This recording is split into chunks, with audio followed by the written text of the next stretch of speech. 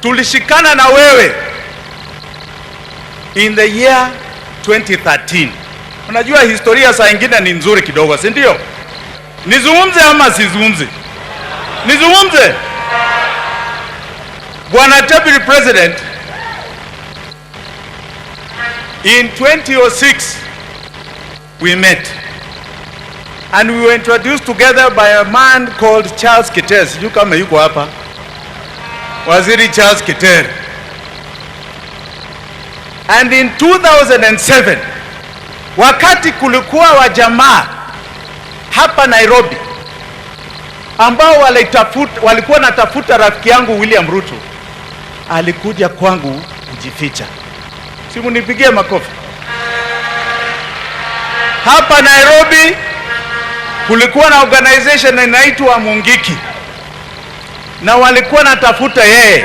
Ni kweli ama si kweli? Kweli. Alikuja kwangu nimfiche, atoke kwangu na askari. Mimi ndio nilieleza yeye in 2006, 2007, saidia huyu mjamaa anaitwa Raila Odinga, kwa sababu alikuwa ametemwa kisiasa ya MOU of 2002. Si alisaidia yeye? Si alisaidia yeye? Haya, tusonge. Haya, 2010 rafiki yangu William Samoei Ruto, 2009 2010, alikuja kwangu kunieleza huyu rafiki ambao ulisema tushikane na yeye ameanza kutema mimi sasa. Anapeleka mimi huku nje pahali inaitwa Hague.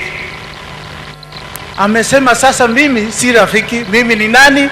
Ni adui. Ni adui. Tulipigania mambo yake, na sasa mimi ni adui. Akaniomba, ndugu yangu Jimi, nishike tafadhali. Sijui kwa nini, unajua saa ingine mtu anaangalia roho ya rafiki yake, si ndio? Aliangalia roho yangu. Hata walikuja na huyu Isaac Ruto hapa. Aliangalia roho yangu akasema huyu ndio ataokoa mimi. Kweli ama si kweli, bwana Deputy Rais? Kweli. Simu nasikia? Yeye, namushike hivi vizuri, yeye ndio alileta Uhuru Kenyatta.